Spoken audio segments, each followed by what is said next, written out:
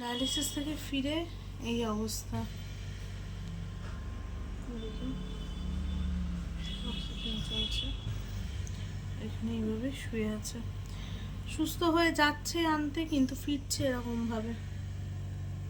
এসে আজকে অক্সিজেন নিতে হয়েছে, কারণ এসে বমি টমি করে মানে একদম ভীষণ শরীর খারাপ হয়ে গেছিলো আজকে। এখন পুরো শুয়ে শুয়ে অক্সিজেন নিচ্ছে। লাস্ট 8-10 দিন ধরে এরকম সমস্যা হচ্ছে, মানে সুস্থ অবস্থায় যাচ্ছে কিন্তু ফিরছে এইভাবে। মানে এখন ধরো এরকম আছে তো, খানিকক্ষণ পরে হয়তো আবার, খানিকক্ষণ পরে না, আজকে তো হবেই না, কালকেও সারাদিন যাবে শরীর খারাপ, তারপরে একটু ঠিক হতে না হতে আবার ডায়ালিসিসে যাচ্ছে। মানে এই একটা জিনিস বারবার রিপিট হচ্ছে, যখন যে টাইমে গিয়ে সুস্থ হচ্ছে সেই টাইমে আবার ডায়ালিসিস চলে আসছে, তো তখন গিয়ে আবার এরকম উইক হয়ে যাচ্ছে। উইক শুধু না, আজকে বাড়ি এসছে যখন, মানে বাড়ি আসার আগের স্টোরিটা বলি, যেটা হচ্ছে মা জেনারেলি চেষ্টা করে ডায়ালিসিসে গেলে একা যাওয়া একা আসা চেষ্টা করে। আর তাছাড়াও বাপি যদি যায় তার মানে বাপি নিজের থেকেই যাচ্ছে, মা খুব কম বাপিকে ডেকে নেয়। আজকে মা ফোন করে বাপিকে ডেকেছে যে আমার শরীর খারাপ লাগছে, তুমি এসো। মানে তাহলে বোঝো কী হতে পারে। মানে আমি মাকে ফোন করেছিলাম একবার, মা ফোন ধরেনি। পরে যখন একবার করেছি তখন মা ফোন ধরেছে, আর মায়ের গলা পুরো কাঁপছে। ইভেন বাড়ি এসেও ফ্যানটা দেখলে তোমাদের মনে হবে শীতকালে যেভাবে ফ্যান চলে ঠিক সেইভাবে ফ্যান চলছে, এত আস্তে দিয়ে রেখেছে, কাঁপছে পুরো রীতিমতো। তার মধ্যে গায়ে একটা চাদর দিয়ে আছে, যেটাও আবার ডবল ফোল্ড করে। আজকে হসপিটালে গিয়েও নাকি এসির তলায় শোয়নি, এসির নিচে বেডটা নেয় মেনলি মা, মায়ের এত গরম লাগে সেখানে। মা আজকে হসপিটালে গিয়েও এসির নিচের বেড খোঁজেও নি, নর্মাল ফ্যানের তলায় শুয়েছে ব্ল্যাঙ্কেট গায়ে দিয়ে, এত কেঁপেছে। আর তাছাড়া শরীর তো প্রচণ্ড খারাপ হয়েছে। বাড়ি এসে মানে আমাকে বাপি ফোন করে বলছে নিচে আয়, ক্যাব থেকে মাকে টেনে তুলবো। এবার মাকে ক্যাব থেকে তুলে নিয়ে এসে ধরে ধরে ওপরে উঠেছে, উঠে এসে একটু বসেছে, চা কফির ব্যবস্থা করতে গেছি, চাটা জাস্ট মুখে দিয়েছে, সাথে সাথে বমি করতে চলে গেছে। মানে বমি টমি করে এসে এখন গিয়ে শুয়েছে, আর এত বুকে ব্যথা, এত আওয়াজ শুনেই বুঝতে পারছো মানে অক্সিজেনের মেশিন চলছে। এই এখন অবস্থা বাড়ির। এখানে শুয়ে আছে, এই যে অক্সিজেন চলছে, এই অবস্থা। তোমরাই বলো আমরা ব্লগটা দিই কীভাবে? এই কারণেই এতগুলো দিন ধরে কোনো ব্লগ আসছে না, কিছু না। আর লাইভ যে করবো, প্রোডাক্ট প্রচুর আছে ওখানে, আমি এখনও দেখাতে যাচ্ছি না অত ভালো করে। ওখানেই রাখা আছে কিছু, আর কিছু অন্য ঘরে আছে, কিন্তু সেটাও আমি দেখাতে পারছি না। আর এক্সট্রা কিছু প্রোডাক্ট তুলবো বলেছি, সেগুলোও আনতে যেতে পারছি না। এই অবস্থায় ফেলে যাওয়াটা সত্যি খুব ডিফিকাল্ট, কারণ মা এবার বাপি যে যাবে, বাপিরও অফিস থাকে, প্লাস মাকে নিয়ে সবাই এত টেনশনে আছে না, কিছুই হয়ে উঠছে না। মা একটু সোজা হয়ে গেলে তারপরে আবার অবশ্যই সমস্ত কিছু নর্মালি চলবে।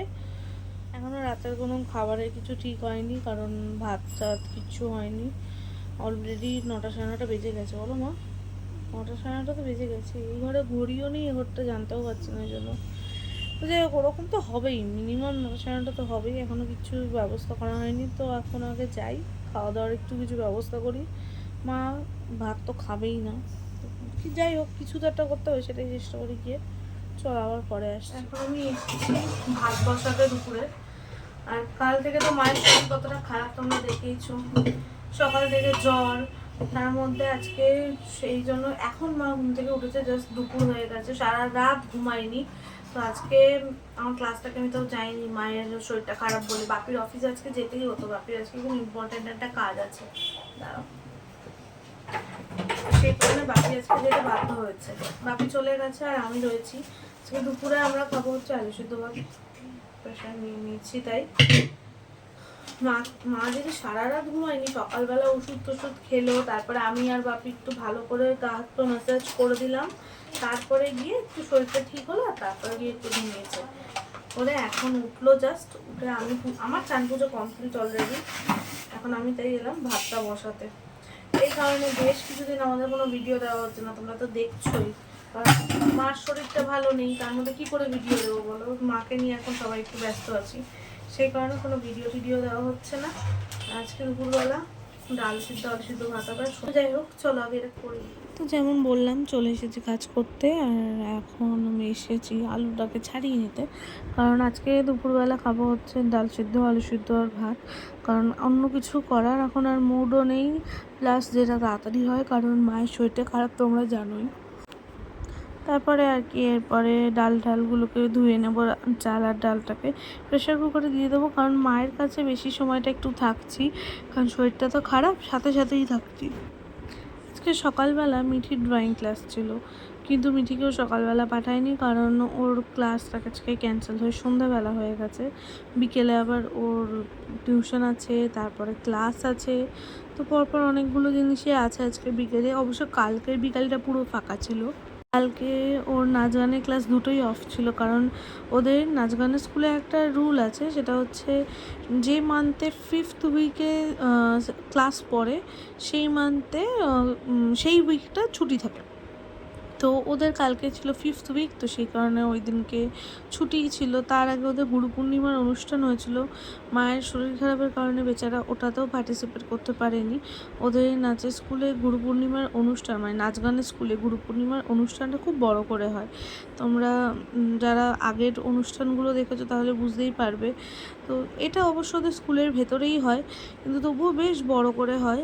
তো সেটাও পার্টিসিপেট করতে পারেনি, কারণ মায়ের শরীরটা একটু খারাপ ছিল, সেই কারণে ওকে যে প্র্যাকটিসেও যাওয়া হয়নি, পার্টিসিপেটও করতে পারেনি। তো সব মিলে কালকে সন্ধ্যাটা ওর ছুটি মতো ছিল, কালকে কোনো কোথাও বেরোনোর ছিল না, কিছু না। বাট বাড়ি এসে মা অসুস্থ হয়ে পড়েছিল, এটাই যা। তো দেখো, দেখতে দেখতে তোমাদের সাথে কথা বলতে বলতে আমার কাজ কিন্তু অলমোস্ট ডান।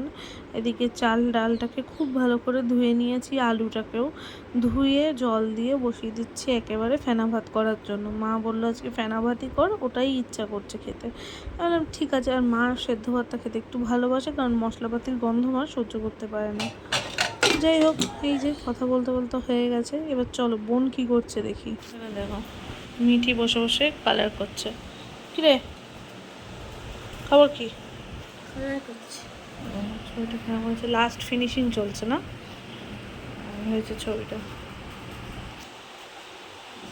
কেমন হয়েছে বলো ছবিটা? কিরে, ঠান্ডা লেগেছে? হ্যাঁ, ঠান্ডা লেগেছে? ঠিক ঠান্ডা লেগে অবস্থা খারাপ। ছবিটা খুব সুন্দর হয়েছে। এটা কি করছে? হ্যাঁ, এখানে কি করছে? এখানে এটা দারোয়ান। দারোয়ান কি এটা পাহারা দিচ্ছে? হ্যাঁ, আর এই দুটো মানুষ আগুন পোহাচ্ছে সন্ধ্যাবেলা। তো এই গরমকালে আগুন পোহাচ্ছে? গরম লাগে না ওদের? বারবিকিউ। বারবিকিউ তো কিছু নেই এখানে, শুধু তো আগুন আছে। এখানে দুটো এরকম লাইট দিয়ে বারবিকিউ। ওর মধ্যে বারবিকিউ করবি? হ্যাঁ, এদিকে গ্রামের লোক হয়ে গেছিস।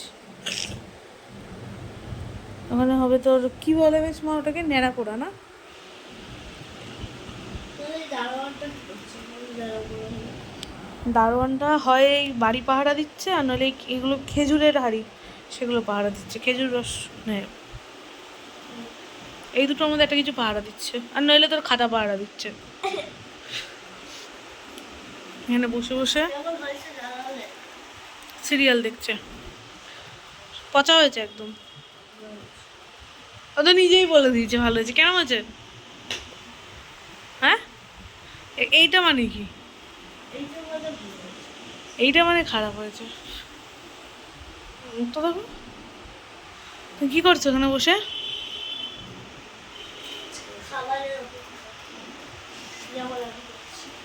খাওয়ার ওখানে অপেক্ষা করছে, আর এখানে সিরিয়াল দেখছে আমার মা। এই রে, হ্যাঁ,